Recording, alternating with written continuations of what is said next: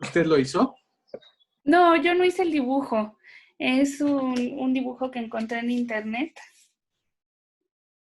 Carl Hempel, allí dice fecha de nacimiento y de muerte, 1905-1997. O sea, exactamente el siglo XX. Pero no lo hice yo. Y bueno, les voy a contar un poco de la vida de Carl Hempel, que es alemán y pertenecía al Círculo de Berlín, que como habíamos comentado hace un par de semanas, era un grupo de filósofos de la ciencia que estaba muy cerca del Círculo de Viena y que también comparte su proyecto de filosofía positivista, de positivismo lógico. Nació en Alemania, Carl Hempel nació en Alemania, estudió matemáticas, física y filosofía. En particular, cuando estudia matemáticas, se siente muy impresionado por el trabajo de Hilbert y se hace amigo de Carnap en Viena en 1929, a donde viaja por recomendación de Reichenbach, que era su profesor. Hempel, como muchos miembros del Círculo de Viena, es de origen judío y tiene que huir de Alemania cuando llega el régimen nazi. Entonces, bueno, pues primero se va a Bélgica y luego, pues, déjenme ver por aquí, tenía donde trabaja al final en Estados Unidos, en la misma universidad que Carnap. Lo recuerdo porque se conocen y conversan mucho en el pasillo, pero ahorita no me acuerdo si es Princeton o algo así. Déjenme, les debo ese dato, pero sí sé que después de huir a Bélgica se va a terminar mudando a Estados Unidos. También conoce a Kuhn, lo tengo así en la punta de la lengua. Bueno, respecto a su trabajo, Hempel es sobre todo famoso en filosofía de la ciencia por haber propuesto el modelo nomológico deductivo de las explicaciones científicas. ¿Qué significa nomológico? Que está relacionado con las leyes. Y deductivo, pues que es un argumento lógico deductivo. Entonces, les voy a poner un momentito el pizarrón para hablarles de esta propuesta, que es por lo que es más conocido Hempel.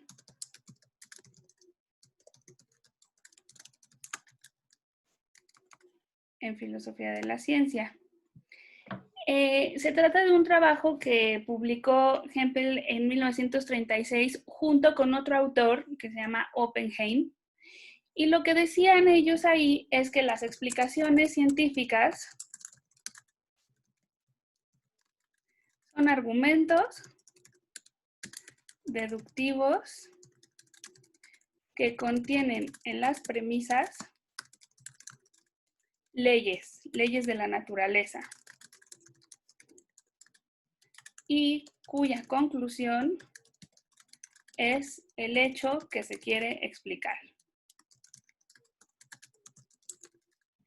Entonces, en un diagrama, lo que tendríamos es que según Hempel y Oppenheim, tenemos aquí una serie de leyes y luego también dentro de las premisas hay una serie de condiciones específicas o condiciones particulares que nos hablan exactamente del objeto que nosotros estamos estudiando, y de esto podemos concluir el hecho que se explica. Que en palabras de Hempel es llamado el explanandum. Entonces, para ejemplificar en este modelo nomológico deductivo a qué nos podemos estar refiriendo, pues como siempre utilizo mis ejemplos de las órbitas de los planetas, pero bueno, tenemos la ley universal de la gravitación o tenemos las leyes de Kepler y luego tenemos las condiciones específicas de cada planeta, por ejemplo, no sé, la masa de la Tierra, la distancia que tiene del Sol. Entonces, todo esto sería la información que se pone en las condiciones particulares y eso nos permite explicar por qué tiene la posición que tiene en algún momento dado, por ejemplo, en un eclipse, o porque tiene una órbita como la que tiene. Entonces, concluimos en este argumento deductivo cuál es el hecho o fenómeno que nosotros observamos. Y bueno, vemos aquí todo el carácter logicista de Hempel, en donde se quiere buscar metodologías para la ciencia. En el texto que ustedes leyeron, que es sobre la filosofía natural de la ciencia, lo que hace Hempel es también un análisis lógico, pero en este caso de cómo se contrastan las hipótesis, ¿verdad? Entonces, eso es de lo que vamos a hablar el día de hoy. Ya voy a quitar esto del modelo nomológico deductivo, si me permiten, y vamos a poner más bien el tema de hoy, que es análisis lógico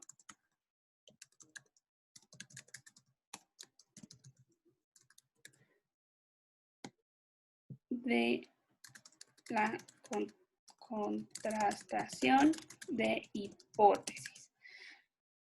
¿Con qué se contrastan las hipótesis? Con la realidad. Se hacen experimentos para ver si las hipótesis son correctas o incorrectas. Entonces, este es nuestro tema de hoy. Y ahora voy a la lista de participantes que están llegando los últimos. Y pues voy a empezar propiamente con el contenido de este texto que leyeron ustedes para el día de hoy. Es un texto de 1966. Antes de publicar eso, Hempel había publicado, por ejemplo, otro libro, otro artículo que se llama La función de las leyes o La lógica de la confirmación, y poco después Aspectos de la explicación científica. Entonces, lo que vemos es que en el libro de 1966 de la filosofía natural de la ciencia, Hempel como organiza todo el material que había estado publicando en años anteriores para que esté contenido en este libro. Y lo primero que nos cuenta, pues, es el caso de la fiebre puerperal en Viena. Entonces, para ello, quisiera enseñarles unas láminas que preparé aquí. Déjenme ver cómo puedo compartir mi escritorio. Nada más que... aquí está. ¿Sí ven ustedes aquí una lámina con unas casitas? Sí.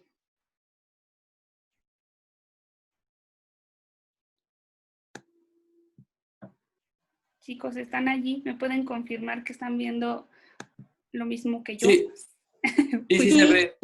Gracias. La negra y la roja. Se ven unos hospitales. Ah, bueno, pues es el mismo hospital. Es el Hospital de Viena, pero tiene dos edificios, el ala 1 y el ala 2. Entonces, como ustedes leyeron, son dos pabellones, ¿no? Así le llama Hempel en su texto.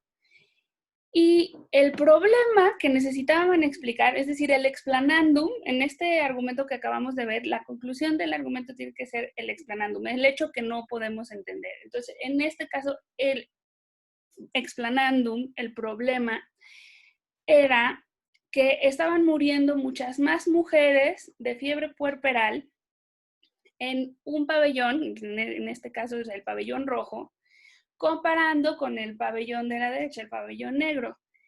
Y querían explicar a qué se debía este fenómeno. Como pueden ver, en 1844, de todas las mujeres que murieron, que fueron 260, el 8.2% murió en el pabellón rojo y solamente el 2.3% murió en el pabellón negro. Estamos hablando de una epidemia en donde también murieron mujeres fuera de ese hospital. Murieron en sus casas, murieron en otros hospitales, pero dentro del hospital de Viena, el 8.2% había muerto en el pabellón rojo. Al año siguiente, en 1845, en el pabellón negro solamente muere el 2% de las mujeres, mientras que en el pabellón rojo muere un 6.8%, o sea, el triple. Y en 1846, que es ya así el colmo de la crisis, en el pabellón negro muere solamente el 2.7%, mientras que en el pabellón rojo muere el 11.4% de las mujeres que fallecieron de fiebre puerperal. Entonces, bueno, pues tienen un problema y como ustedes saben, se empiezan a formular hipótesis siguiendo el modelo hipotético deductivo, que consiste en ir proponiendo hipótesis para explicar el problema, ¿no? Y pues aquí hay una serie de hipótesis que ustedes ya leyeron. No sé si alguien se quiere animar a compartir alguna de las que vienen ahí en el texto.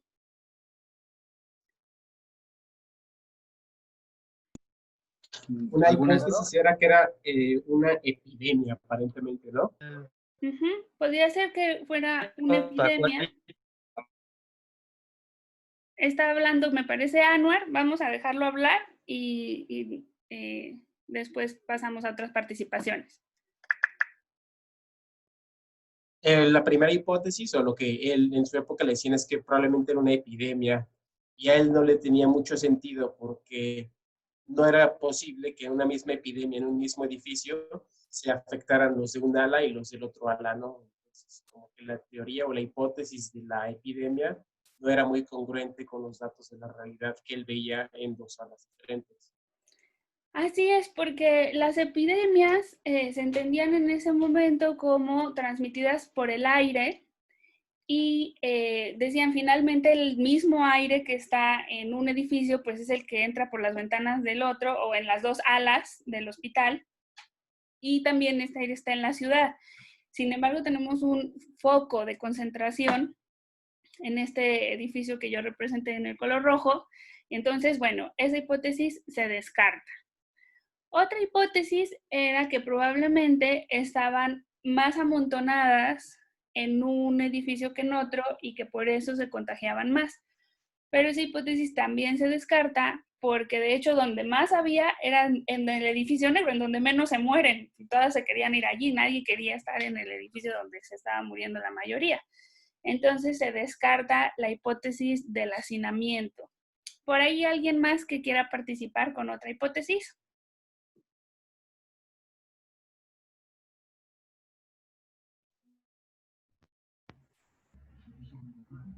Doctora, también habla acerca de las condiciones de parto callejero, dentro de las cuales, aunque era más insalubre esa situación, normalmente no había fallecimientos con las mujeres de parto callejero.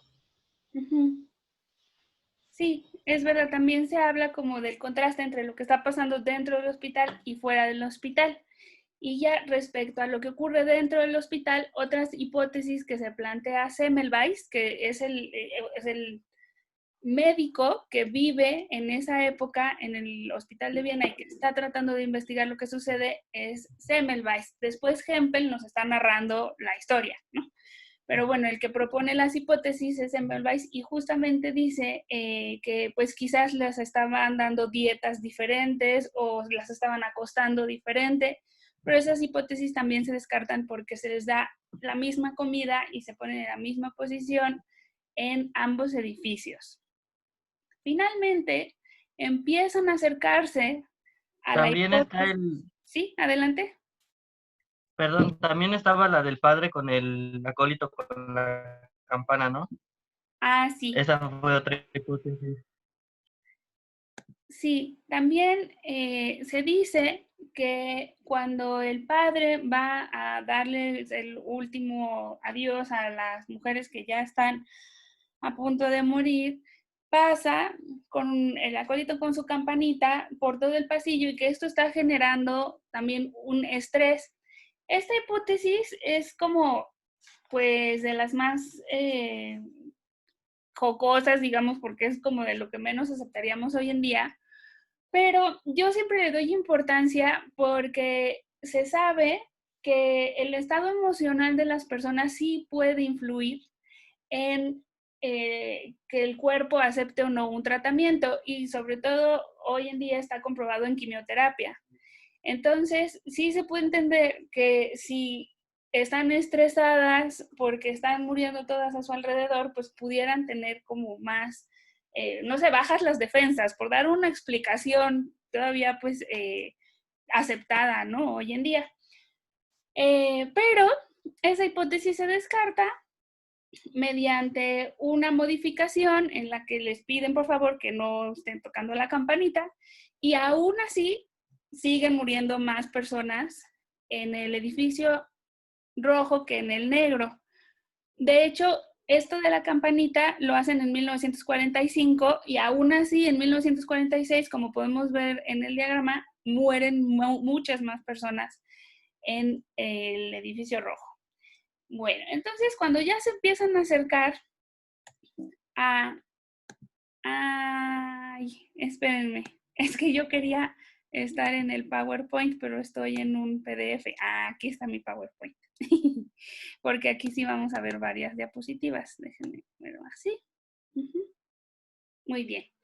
Entonces, cuando ya se empiezan a acercar a una explicación más certera de lo que está sucediendo, notan que en uno de los edificios están trabajando estudiantes de la carrera de medicina, mientras que en la otra trabajan las parteras.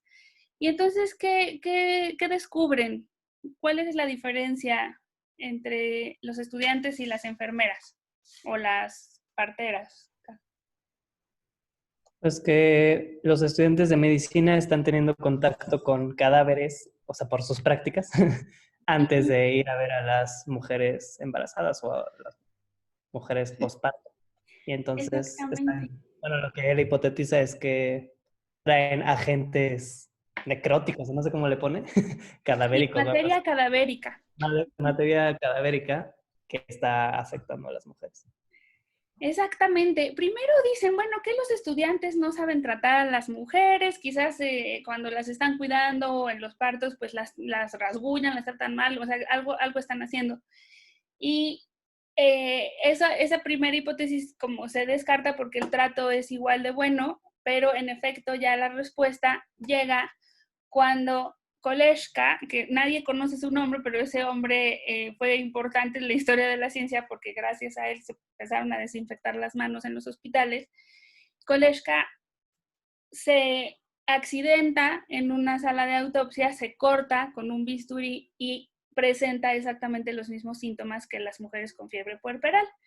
Y es allí donde dan con el clavo y nos dice, como justamente nos estaba comentando Ignacio, que el problema era que los estudiantes llevaban materia cadavérica de las autopsias al hospital y que estaban infectando a las mujeres. Y esa ya es la hipótesis con la que se resuelve el problema. Como justo comentaba Margarita al principio, pues se hace una solución de cal clorurada con la cual se desinfectan las manos los estudiantes, y para el año 1848 se logra igualar la cifra de porcentaje de mujeres muertas en ambas partes del hospital. Entonces, bueno, pues este es el caso histórico. Y ahora, pues de allí, Hempel va a extraer varias conclusiones respecto a cómo funciona la ciencia y cómo damos explicaciones en la ciencia. Nada más, antes de pasar al análisis lógico, sí me gustaría aclarar una parte de este artículo que a mí me generó muchísimo ruido la primera vez que lo leí, ya que encuentran que la causa de la diferencia de cantidad de muertes es que no se desinfectaban las manos los estudiantes. Hay un episodio posterior en el que dice lo siguiente: por último, Semmelweis y sus colegas realizan una prueba. Atienden a una enferma de cáncer cervical y luego examinan a 12 mujeres sin desinfectarse las manos, provocando la muerte de 11 de esas mujeres porque se contagian de fiebre puerperal. ¿Cuál es su opinión acerca de este pasaje? A mí también me llamó la atención ¿Por qué? mucho cuando leí esa parte, pero, o sea, al principio me pareció que fue algo a propósito, ¿no? Como para contrastar la hipótesis, pero lo releí porque me pareció como un poco rara esa opinión, o esa impresión que tuve en mí.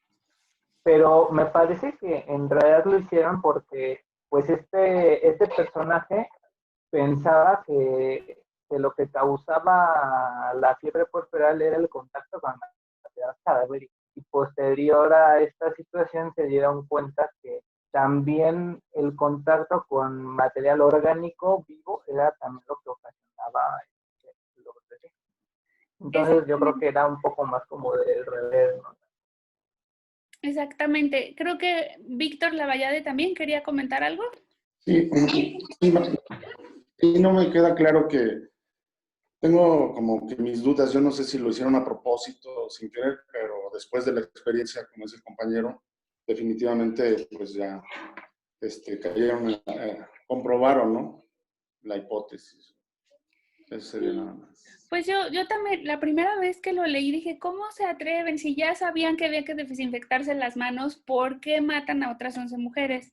Pero leyendo repetidas ocasiones el capítulo de Hempel, sí noté que en realidad ellos pensaban, como dice Isaac, que solamente había que lavarse las manos después de estar manipulando cadáveres. Pero como habían revisado a esta mujer con cáncer, que no era un cadáver, sino que estaba viva, no tenían razones para lavarse las manos. Y hasta que mueren esas 11 mujeres se dan cuenta que la materia cadavérica no solamente está en los cadáveres, sino también puede estar en una persona viva que tiene allí putrefacción o algo así. Esto es todo muy desagradable. Seguro para los doctores pues esto es muy común, ¿no? Pero sí, o sea, lo que ocurre es que no se lavan las manos porque no estaban manipulando un cadáver. Y ahí tienen que refinar la hipótesis y empezar a lavarse las manos cada vez que terminen de atender a un paciente o a una paciente. ¿Sale? Bueno, muy bien. Entonces ahora vamos a pasar al análisis lógico. Adelante, sí. A mí me llamó la atención que comenta que ahí fue cuando la hipótesis se amplió, que su hipótesis era la materia cadavérica, se amplió a la materia putrefacta, ¿no? Como que se amplió, ¿no? Yo no la había tomado como tan restrictiva. Entonces, eso es lo que me llamó la atención de esa parte, ¿no? Sí, es que nosotros como que hoy en día ya no podríamos concebir que dentro de un hospital no se desinfecten las manos, ¿no? Pero como que pues en ese momento solo lo hacían después de estar con los cadáveres y por eso murieron otras mujeres. Sí. Se supone que era un tumor terrible, ¿no? De esos casos que ya no, afortunadamente ya no se dan, yo supongo, ¿no? Porque estaba podrido o algo así. Sí, ya digamos que pues tenía tejido muerto, ¿no? Yo comprendo así. Bueno. Oxidado. Ahora voy a pasar a hacer el análisis lógico de las hipótesis para que veamos la diferencia entre una hipótesis que se confirma y una que se desconfirma. Para eso vamos a volver aquí al pizarrón y voy a poner del lado izquierdo el diagrama lógico de una hipótesis que no se cumple, ¿no? Entonces, por ejemplo, vamos a pensar en el de la campanita del cura y entonces tenemos una hipótesis y de esa hipótesis podemos inferir una instancia contrastadora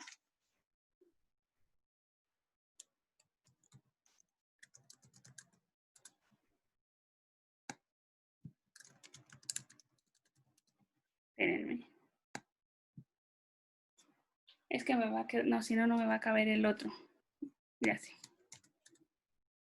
Muy bien. Una instancia contrastadora. Es decir, podemos diseñar un experimento en el que el padre deje de tocar la campanita. Se lleva a cabo ese experimento y resulta que no se cumple nuestra predicción. Entonces, vamos a poner aquí la negación de la instancia contrastadora. No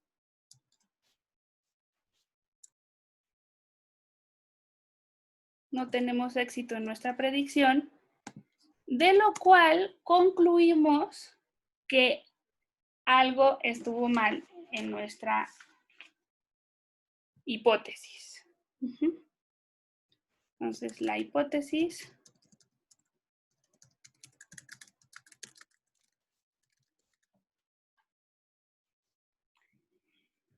esto es, como todos saben, un modus tollens. De la forma lógica del modus tollens nos lleva a concluir que la hipótesis no es verdadera, o otra manera de representarlo aquí en nuestro diagrama sería la negación de la hipótesis, para respetar un poco como la notación que teníamos en nuestras premisas, ¿no? Tenemos un antecedente en la primera premisa y eso es lo que vamos a negar. Entonces, esto es lo que ocurre cuando se refuta la hipótesis. Y ahora vamos a ver del lado derecho del pizarrón lo que ocurre cuando confirmamos.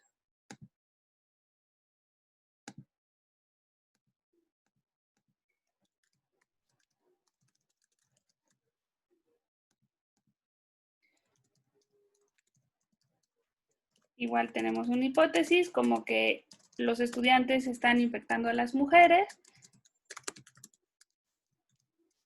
De ahí diseñamos un experimento y resulta que sí se cumple nuestra predicción.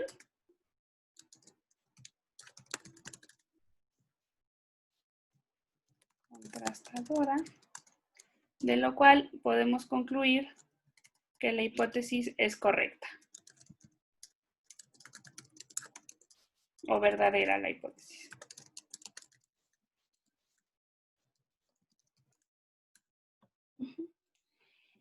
Pero nos va a decir Hempel que hay una diferencia entre estos dos casos. ¿Cuál es la diferencia?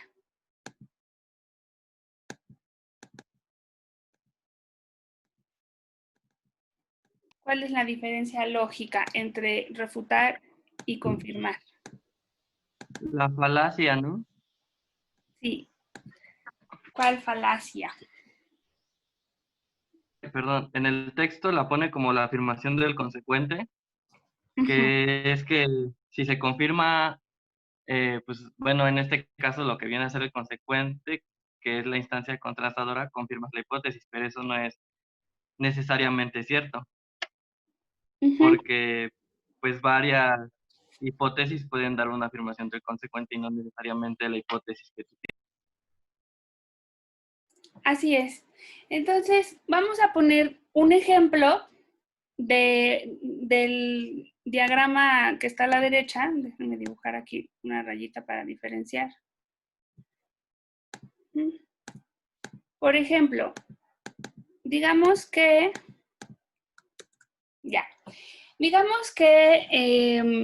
si Víctor tuviera un tío millonario y le heredara todos sus millones, entonces, como consecuencia, pues Víctor se convertiría en millonario también. Entonces, eso es una afirmación verdadera. Después nos encontramos con el dato de que Víctor es millonario.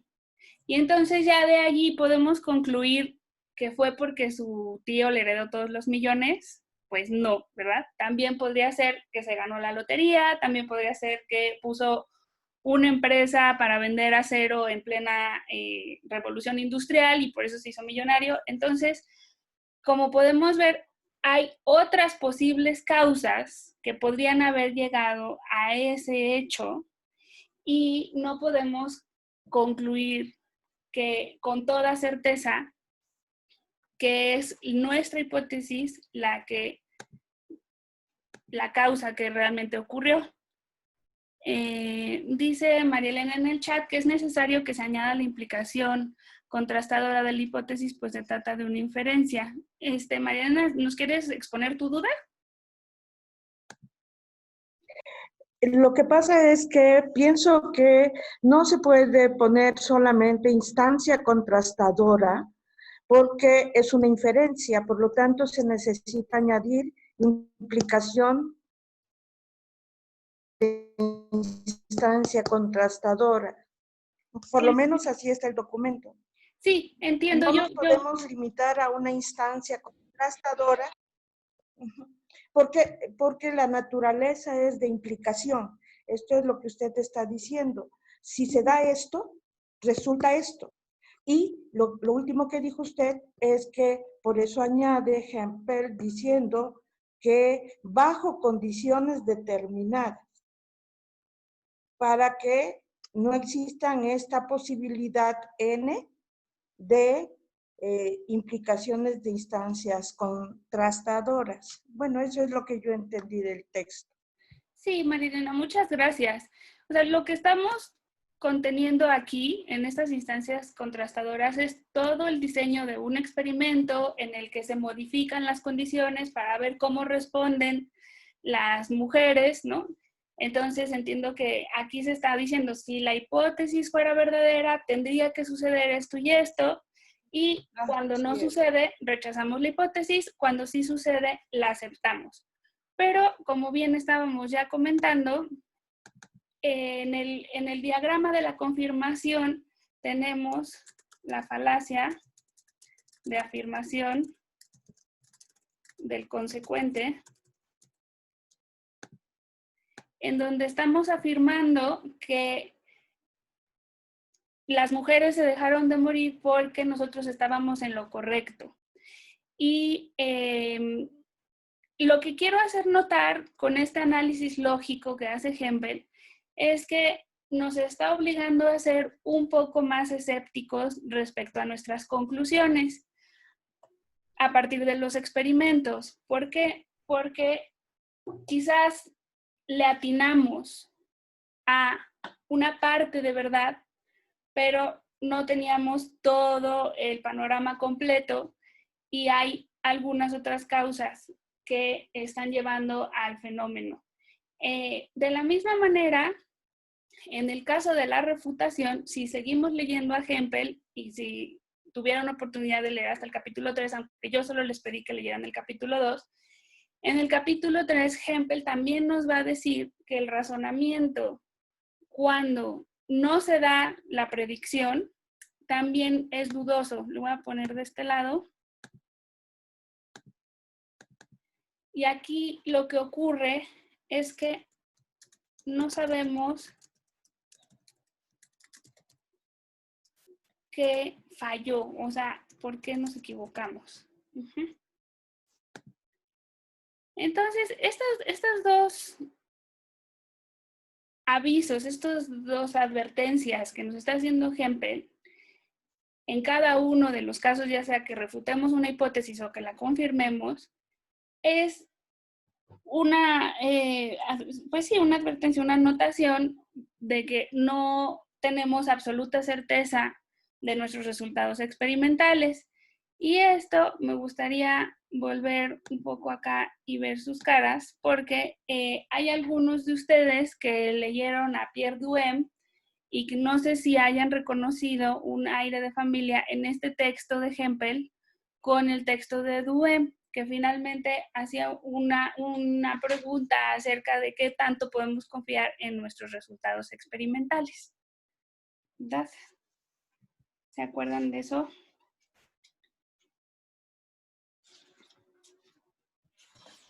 Sí, Sí, que básicamente la confianza de nuestros experimentos es muy delicada. No debemos cerrarnos totalmente a que es lo único, porque existen precisamente muchas variantes que a veces no hemos considerado o nuestro sistema de evaluación no es el correcto. Sí, bueno, también vi por allí que Ignacio movió la cabeza diciendo que sí se acordaba. No sé si Vladimir se acuerda, pero el caso es que estamos haciendo el análisis lógico de los experimentos y nos damos cuenta de que no podemos confiar tanto en ellos. Entonces, ahora voy a poner en el pizarrón con más detalle, porque cuando refutamos una hipótesis no podemos tener certeza absoluta, ¿sí? Entonces voy a poner aquí.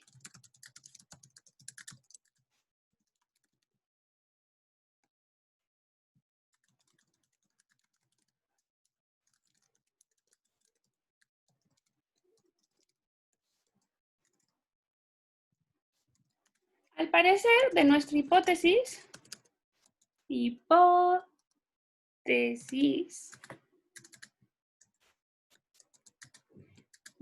a un diseño experimental o una instancia contrastadora. Y si no se cumple,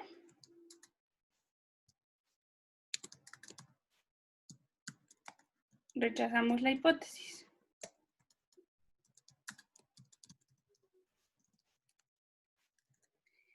Pero lo que Hempel va a comentar es que cuando ponemos a prueba una hipótesis, estamos acompañándola de una serie de hipótesis auxiliares o condiciones que la acompañan. Entonces aquí tenemos la hipótesis I, una condición sobre el hospital y una condición sobre las mujeres, que si están vivas o no están vivas, y una serie de cosas que acompañan a esa hipótesis. Entonces, cuando no se cumple el experimento, si negamos el antecedente de la primera premisa, lo que tenemos es que negar esa conjunción, y negar una conjunción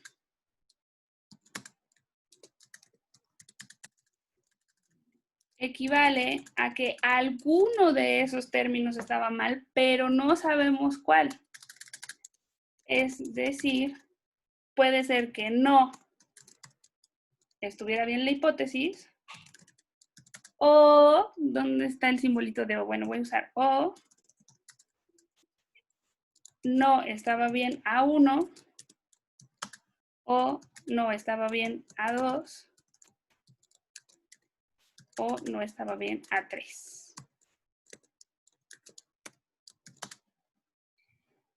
¿Me siguen desde el punto de vista lógico de esta negación? ¿Sí? Isaac, Sí, maestra.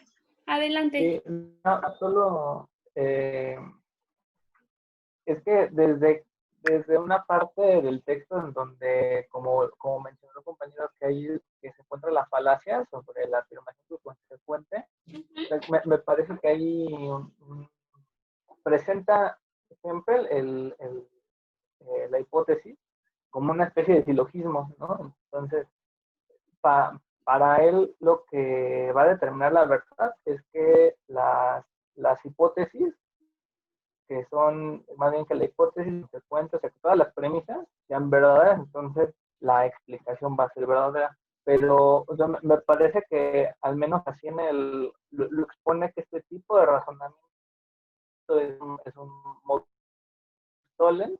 Entonces, en el modus tollens, lo que te permite es avanzar de forma deductiva, o sea, es afirmar el antecedente, afirmas el consecuente.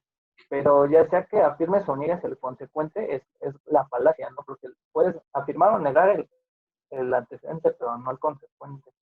Entonces me parece que eso es como bueno, La enseñanza de Hempel. Sí, o sea, hay razones lógicas para rechazar cualquiera de las dos contrastaciones de las hipótesis. En el caso que no se cumplan nuestras predicciones, podemos habernos equivocado en algo más. Por ejemplo, me voy a quedar en este diagrama y vamos a volver a pensar en el caso de las mujeres con fiebre puerperal y vamos a decir que nuestra hipótesis es que los estudiantes se tenían que desinfectar las manos, ¿no? Entonces, resulta que en vez de quererlos desinfectar con sal clorurada, pues puede que se nos haya ocurrido que se lavaron nada más con agua y entonces se siguen muriendo las mujeres y podríamos concluir que nuestra hipótesis era incorrecta. Pero no es cierto, es correcta. Lo que pasa es que lo que está mal es que se quieran desinfectar solo con agua. Ay, no, espérenme. Déjenme ver. Esto estaba bien así en rojo y lo que quiero ahorita señalar es que quizás la hipótesis estaba bien, pero fallamos en la solución pues el líquido con el que desinfectamos las manos de los estudiantes y por eso no se cumple nuestra predicción. Entonces, nos dice Hempel, no rechacemos la hipótesis, rechacemos cómo se lavaron las manos, ¿no? Esto es como algo que hubiera podido suceder. Bueno, y respecto a lo que comentaba Isaac de la falacia de afirmación del consecuente, eso es también cuando queremos confirmar las hipótesis y para ello voy a pasar al siguiente diagrama. Vamos a borrar todo esto y ya vamos a pasar al caso en el que sí se confirman las hipótesis. Cuando confirmamos hipótesis, tampoco tenemos certeza absoluta.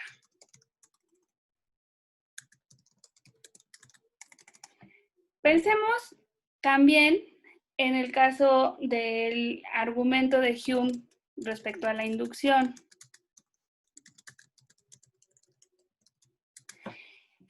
Es decir, que tengamos un caso positivo o que sigamos acumulando cuervos negros, no quiere decir que algún día no nos vayamos a encontrar un cuervo blanco. El argumento de Hume nos dice que es imposible confirmar absolutamente todos los casos que existen en el universo. Necesitaríamos un tiempo infinito para confirmarlo todo.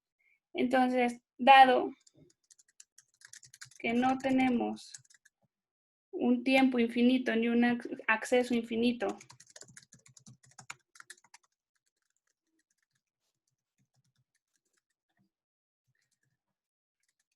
a todo lo que hay en el universo,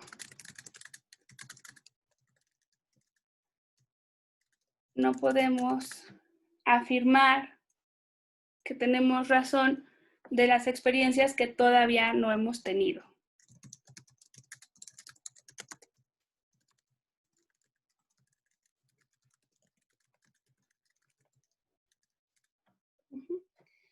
Entonces, ¿qué hacemos?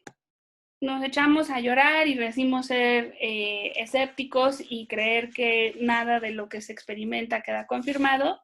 No. Sí vamos a seguir siendo científicos, sí vamos a seguir creyendo en nuestros resultados, pero con la precaución de saber que siempre se puede revisar y que siempre se puede mejorar y que tal vez no estamos accediendo a la verdad absoluta, sino que estamos accediendo a teorías revisables, ¿no? Entonces, bueno, pues esto es el análisis lógico del texto de Hempel. Ahora, un poquito más adelante, habla del caso de Torricelli en Florencia, Italia. ¿Sí leyeron esa parte? Voy a Sí. aquí. Sí, para ver sus caritas. Sí, la leímos. Muy bien. Bueno, pues entonces en estos últimos 5 minutitos, voy a compartirles lo que sucedió en ese caso y dejamos otros 5 minutitos para dudas y comentarios. Bueno, Torricelli vivió de 1608 a 1647 en Florencia, Italia, y diseñó un barómetro que hubiera sido, bueno, verdad que yo tuviera una imagen de internet, pero lo que siempre hago es un dibujito en donde tenemos una cama de mercurio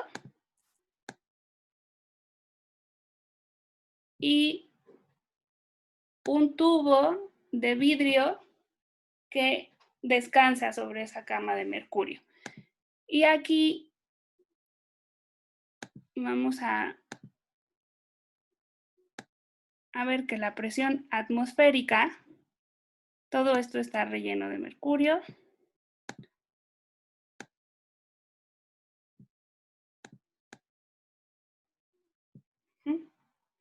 O sea, obviamente, pues también aquí.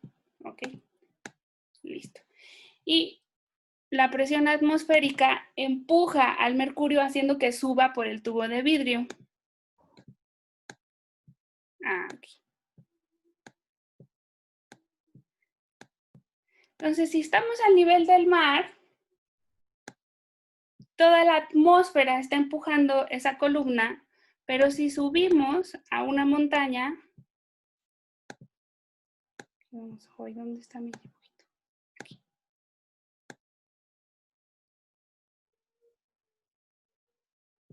En vez de tener todo este aire, vamos a tener menos aire. Estamos pensando en una montaña, yo que sé, como el Everest o algo así. En realidad, en el experimento de Pascal, se sube a una montaña que se llama Pont Neuf, está por allí el dato en el texto. No es tan alta como el Everest, pero ahorita lo vamos a exagerar para imaginarnos que al haber menos aire, subiría menos la columna de mercurio. ¿Alguien quería participar?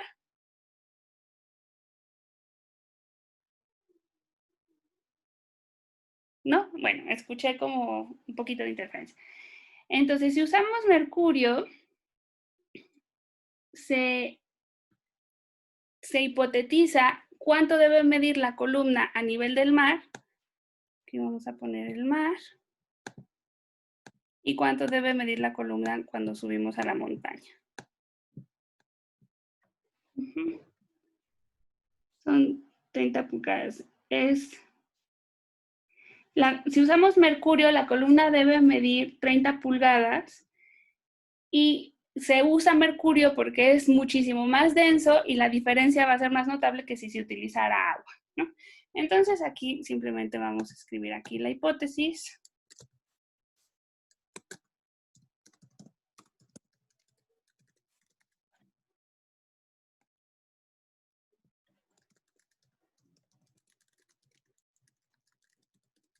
Disminuir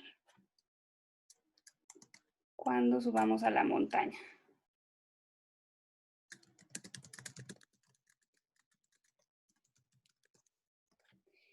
Bueno, y lo que Hempel quiere comentar en este caso es que a veces los científicos hacen hipótesis ad hoc, es decir, que hacen todo lo posible por salvar su manera de pensar.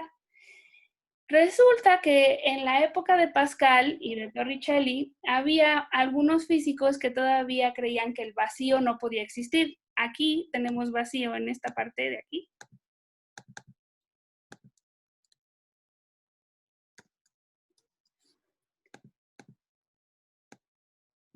Y lo que decían algunos científicos es que había un hilo invisible que estaba manipulando si la columna de mercurio se podía subir o bajar. Entonces, una de las advertencias que nos hace Hempel es que cuando ya estamos haciendo demasiadas hipótesis ad hoc y estamos tratando de salvar nuestras teorías, pues estas pierden fuerza o credibilidad.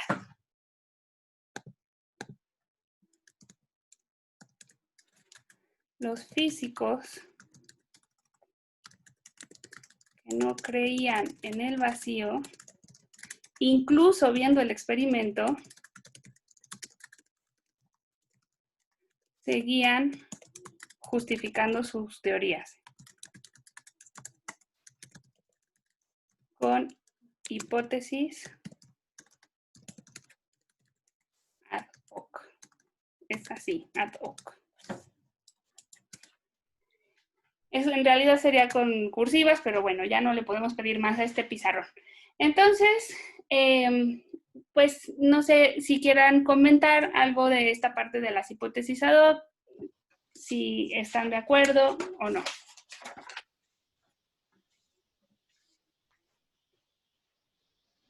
Bueno, sí, doctora, porque revisando el artículo, la montaña esta estaba aproximadamente a 1500 metros sobre el nivel del mar. Sin embargo, muchas veces nosotros nos aferramos a que lo que supuestamente establecimos es lo correcto y entonces pues busca más bien una hipótesis, una justificación que trate de enmascarar la realidad o se adecue a lo que yo estoy planteando. Sí. Otro ejemplo muy famoso en la historia de la astronomía respecto a las hipótesis ad hoc era cómo se aferraban aquellos que defendían que la Tierra estaba en el centro del universo, es decir, los geocentristas, y que describían las trayectorias de los planetas como círculos, empezaron a hacer ajustes para decir que eran círculos adentro de círculos y que por eso podíamos seguir entendiendo los movimientos de los astros como círculos perfectos, porque se aferraban a la idea metafísica de que los movimientos celestiales tenían que ser divinos y perfectos. Y allí hay muchas hipótesis ad hoc que se hacían así de los epiciclos adentro de los círculos, de los círculos, de los círculos, hasta que ya pues Kepler y Newton dicen, saben que son elipses y necesitamos mucho menos hipótesis ad hoc para defender esta nueva teoría. Muy bien. Bueno, chicos, pues miren, ya son 5 minutitos para las 12. Voy a dejar de compartir el pizarrón para volver aquí a ver sus caras y dar oportunidad si alguno quisiera participar, plantear alguna duda, opinión sobre el texto, alguna otra parte que no hayamos abordado en la clase.